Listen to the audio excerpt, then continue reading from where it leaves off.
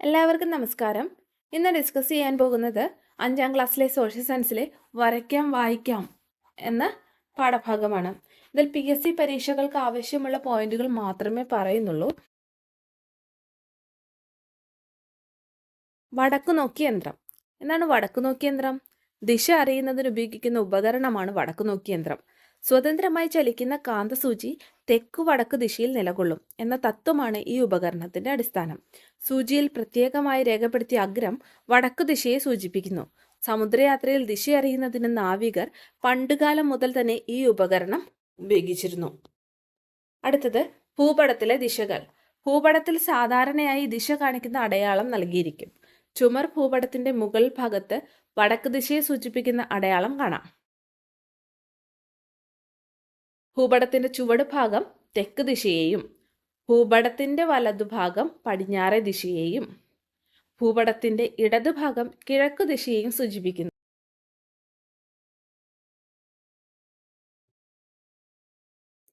അടുത്തതായി ഭൂമിയിൽ ഒരു സ്ഥലത്തിന്റെ സ്ഥാനം എങ്ങനെയാണ് കണ്ടെത്തുന്നതെന്ന് ഒരു പടത്തിലൂടെ വ്യക്തമാക്കുന്നുണ്ട്. അപ്പോൾ ഒരു പന്തില് ഒരു വീടിന്റെ പടം കൊടുത്തിട്ടുണ്ട്. അതിൻ്റെ സ്ഥാനം എങ്ങനെയാണ് വ്യക്തമാക്കുന്നതെന്ന് പറഞ്ഞിട്ടുണ്ട്. അപ്പോൾ അതിൽ ആ പന്തിൻ്റെ കുറുകെ വരയ്ക്കുന്ന രേഖകളുമുണ്ട്, നെടുകെയുള്ള രേഖകളുമുണ്ട്. ഇനി ഇതിനെ രണ്ടിനെയും കൂടി കണക്ട് ചെയ്തിട്ട് ഒരു ജാലിക രൂപത്തിൽ ഒരു വീടിനെയും കാണിച്ചിട്ടുണ്ട്. ആ വീടിൻ്റെ സ്ഥാനം നിർണ്ണയിക്കാൻ വേണ്ടിയിട്ട് നമുക്ക് കുറുകെയുള്ള രേഖകളും ആവശ്യമാണ്, നെടുകെയുള്ള രേഖകളും ആവശ്യമാണ്. അതിനൊക്കെ ഓരോ ആൽഫബറ്റും ഓരോ നമ്പറും കൊടുത്തുകൊണ്ട് വീടിൻ്റെ സ്ഥാനം എങ്ങനെയാണ് നിർണ്ണയിക്കുന്നതെന്ന് പറഞ്ഞിട്ടുണ്ട്. ഇനി ഇവിടെ ഒരു ഗ്ലോബിൻ്റെ പടം കൊടുത്തിരിക്കുന്നു. തന്നിരിക്കുന്ന ഗ്ലോബിൽ ചുവപ്പ് നിറത്തിൽ രേഖപ്പെടുത്തിയ വരയാണ് ഭൂമധ്യരേഖ. ഈ രേഖ ഗ്ലോബിനെ 2 അർദ്ധഗോളങ്ങളാക്കി വിഭജിക്കുന്നു. A എന്ന് രേഖപ്പെടുത്തിയിരിക്കുന്നത് വടക്കേ അർദ്ധഗോളം അല്ലെങ്കിൽ ഉത്തരാർദ്ധഗോളവും B എന്ന് രേഖപ്പെടുത്തിയിരിക്കുന്നത് ദക്ഷിണാർദ്ധഗോളം അല്ലെങ്കിൽ തെക്കേ അർദ്ധഗോളവുമാണ്. ഭൂമധ്യരേഖയും അതിന് സമാന്തരമായി മുകളിലും താഴെയും വരച്ചിരിക്കുന്ന വൃത്താകൃതിയിലുള്ള മറ്റു രേഖകളുമാണ് അക്ഷാംശ രേഖകൾ എന്ന് പറയുന്നത്. ഭൂമധ്യരേഖയെ അതിന് സമാന്തരമായി മുകളിലും താഴെയും വരച്ചിരിക്കുന്ന വൃത്താകൃതിയിലുള്ള രേഖകളാണ് അക്ഷാംശ രേഖകൾ. ഇനി ഈ അക്ഷാംശ രേഖകൾക്ക് ലംബമായി വരയ്ക്കുന്ന രേഖകളാണ് രേഖാംശ രേഖകൾ. അക്ഷാംശ രേഖകൾക്ക് ലംബമായി വരയ്ക്കുന്ന രേഖകളാണ് രേഖാംശ രേഖകൾ. ഈ 2 രേഖകളുടെയും വില മനസ്സിലാക്കിയാണ് നമ്മൾ ഒരു സ്ഥലത്തിൻ്റെ സ്ഥാനം നിർണ്ണയിക്കുന്നത്. പിന്നെ ഒരു കാര്യം പ്രത്യേകം ശ്രദ്ധിക്കണം, ഈ അക്ഷാംശ രേഖയും രേഖാംശ രേഖയും സാങ്കല്പിക രേഖകളാണ്. അക്ഷാംശ രേഖയും രേഖാംശ രേഖയും സാങ്കല്പിക രേഖകളാണ്.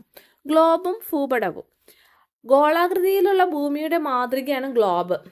ഗോളാകൃതിയിലുള്ള ഭൂമിയുടെ ഉപരിതല സവിശേഷതകൾ ഒരു പരന്ന പ്രതലത്തിൽ വരച്ചു ചേർത്താൽ ഭൂപടമായി മാറും. ഇവിടെ ഗ്ലോബും ഭൂപടവും കൊടുത്തിട്ടുണ്ട്. കേരളത്തിൻ്റെ ഒരു മാപ്പ് കൊടുത്തിട്ടുണ്ട്. ഒരു മാപ്പിന് എന്തൊക്കെ കാണും? തലക്കെട്ട് കാണും, ദിശ കാണും, സൂചിക കാണും. സൂചിക എന്താന്ന് കൊടുത്തിട്ടുണ്ട്. അതായത് ആ ഒരു മാപ്പിലുള്ള പ്രധാന സവിശേഷതകളെ സൂചിപ്പിക്കുന്ന ഒരു സിമ്പലുകളായിരിക്കും സൂചിക എന്ന് ഉദ്ദേശിക്കുന്നത്. ഇപ്പോൾ സംസ്ഥാന അതിർത്തിയെ ഡാഷ് ലൈനായിട്ട് കൊടുത്തിട്ടുണ്ട്, ഡാഷ് കൊടുത്തിട്ടുണ്ട്. പിന്നെ ജില്ലാ അതിർത്തിനെ കാണിക്കാൻ വേണ്ടിയിട്ട് സോളിഡ് ബ്ലാക്ക് ലൈൻ കൊടുത്തിട്ടുണ്ട്. ദേശീയപാതയ്ക്ക് ഡബിൾ റെഡ് ലൈൻ, സംസ്ഥാന പാതയ്ക്ക് സിംഗിൾ റെഡ് ലൈൻ, വിമാനത്താവളം, തുറമുഖം, ജില്ലാ ആസ്ഥാനം, തലസ്ഥാന റെയിൽപാത, നദി, ഇതിൻ്റെയൊക്കെ കൊടുത്തിട്ടുണ്ട്. അടുത്തത് കാർട്ടോഗ്രഫി. ഭൂപടങ്ങൾ തയ്യാറാക്കുന്ന ശാസ്ത്രശാഖയാണ് ഭൂപടശാസ്ത്രം അഥവാ കാർട്ടോഗ്രാഫി. ഭൂപടങ്ങൾ തയ്യാറാക്കുന്ന ആളെ കാർട്ടോഗ്രാഫർ എന്നാണ് പറയുന്നത്. നമ്മുടെ രാജ്യത്ത് ഭൂപടങ്ങൾ നിർമ്മിക്കുന്നതിനും പരിശോധിക്കുന്നതിനും പ്രസിദ്ധീകരിക്കുന്നതിനും ചുമതലപ്പെട്ട കേന്ദ്ര സർക്കാർ ഏജൻസിയാണ് സർവേ ഓഫ് ഇന്ത്യ. ഉത്തരാഖണ്ഡിലെ ഡെറാഡൂണാണ് ഇതിൻ്റെ ആസ്ഥാനം. ഇവിടെ പറഞ്ഞ എല്ലാ പോയിന്റ്സും പരീക്ഷകൾക്ക് ഇമ്പോർട്ടൻ്റ് ആണ്. ഭൂപടങ്ങൾ തയ്യാറാക്കുന്ന ശാസ്ത്രശാഖയാണ് ഭൂപടശാസ്ത്രം അല്ലെങ്കിൽ കാർട്ടോഗ്രാഫി. പിന്നെ കാർട്ടോഗ്രാഫി ചെയ്യുന്ന ആളെ എന്തു പറയും? കാർട്ടോഗ്രാഫർ എന്ന് പറയും. നമ്മുടെ രാജ്യത്ത് ഭൂപടങ്ങൾ നിർമ്മിക്കുന്നതിനും പരിശോധിക്കുന്നതിനും പ്രസിദ്ധീകരിക്കുന്നതിനുമെല്ലാം ചുമതലയുള്ള ഒരു കേന്ദ്ര സർക്കാർ ഏജൻസിയാണ് സർവേ ഓഫ് ഇന്ത്യ. ഈ സർവേ ഓഫ് ഇന്ത്യയുടെ ആസ്ഥാനം ഉത്തരാഖണ്ഡിലെ ഡെറാഡൂൺ ആണ്. ഇന്ത്യയുടെ ഒരു മാപ്പ് കൊടുത്തിട്ടുണ്ട്. ജസ്റ്റ് ഒരു വിശകലനം നടത്താം. അതായത് ഇന്ത്യയുടെ അയൽ രാജ്യങ്ങൾ Pakistan, Afghanistan, China, Nepal, Bhutan, Myanmar, then Sri Lanka. പിന്നെ ഇന്ത്യയുടെ ഏറ്റവും വടക്കേ അറ്റത്തുള്ള കേന്ദ്രഭരണ പ്രദേശമാണ് ലഡാക്ക്.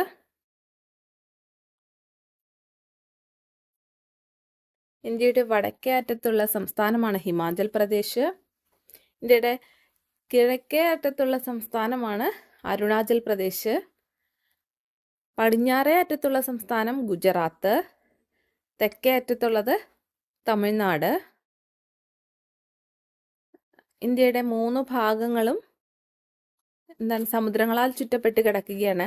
ഇതിൻ്റെ പടിഞ്ഞാറേ അറ്റത്തുള്ളത് അറബിക്കടൽ, കിഴക്കേ അറ്റത്തുള്ളത് ബംഗാൾ ഉൾക്കടൽ, തെക്കേ അറ്റത്തുള്ളത് ഇന്ത്യൻ മഹാസമുദ്രം. ഇനി കേന്ദ്രഭരണ പ്രദേശങ്ങളുണ്ട്. ലക്ഷദ്വീപ്, ആൻഡമാൻ നിക്കോബാർ. ഇതൊക്കെ ഇന്ത്യയിൽ നിന്നും കുറച്ച് മാറി സ്ഥിതി ചെയ്യുന്ന കേന്ദ്രഭരണ പ്രദേശങ്ങളാണ്.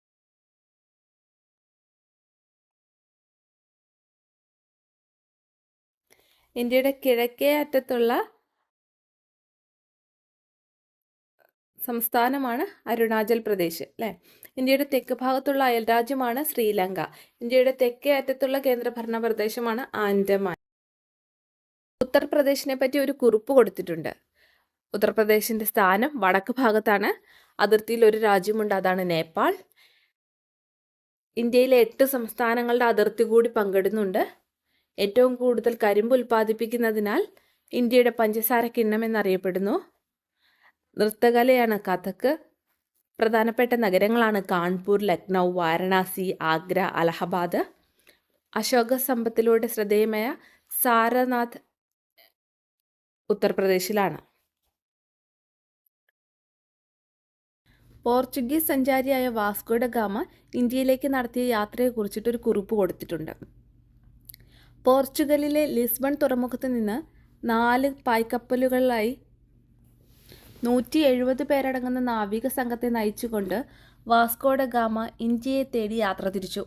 കാറ്റിൻ്റെ സഹായത്തോടെ തെക്ക് കിഴക്കോട്ട് യാത്ര ചെയ്ത് ആഫ്രിക്കയുടെ തെക്കേ അറ്റത്തെത്തി. തുടർന്ന് ആഫ്രിക്കയുടെ കിഴക്കേ തീരം വഴി വടക്കോട്ട് സഞ്ചരിച്ച് മലിന്തി തുറമുഖത്തെത്തി. അവിടുത്തെ നാവികരുടെ നിർദ്ദേശങ്ങൾ സ്വീകരിച്ച് മൺസൂൺ കാറ്റുകളുടെ സഹായത്തോടെ 1498 മെയ് 20 ഇന്ത്യയുടെ പടിഞ്ഞാറേ തീരത്ത് കോഴിക്കോടിനടുത്തുള്ള കാപ്പാട് തീരത്ത് എത്തിച്ചേർന്നു. യൂറോപ്പിൽ നിന്ന് ആയിരക്കണക്കിന് കിലോമീറ്ററുകൾ താണ്ടി വാസ്കോ ഡ ഗാമയും സംഘവും സാഹസികമായി നടത്തിയ ഈ യാത്ര ചരിത്രങ്ങളിൽ ഇടം നേടി. വാസ്കോ ഡ ഗാമയുടെ സമുദ്ര സഞ്ചാരപാത തന്നിട്ടുണ്ട്. ഇവിടെ ഭൂപടം കൊടുത്തിട്ടുണ്ട്. ഈ ചിത്രത്തിൽ എന്താണ് ഭൂഖണ്ഡങ്ങൾ നൽകിയിട്ടുണ്ട് യെല്ലോ കളറിലായിട്ട്. അതായത് ആ മാപ്പിൻ്റെ ഏറ്റവും താഴെ ഭാഗത്താണ് അന്റാർട്ടിക്ക സ്ഥിതി ചെയ്യുന്നത്. തെക്കേ അമേരിക്ക പർപ്പിൾ കളറിൽ കൊടുത്തിട്ടുണ്ട്. യൂറോപ്പ് ബ്ലൂവിൽ, വടക്കേ അമേരിക്ക ഗ്രീൻ കളറിൽ, ഓസ്ട്രേലിയ റെഡ് കളറിൽ, ഏഷ്യ ഓറഞ്ച് കളറിലും ആഫ്രിക്ക ബ്ലൂ കളറിലും കൊടുത്തിട്ടുണ്ട്.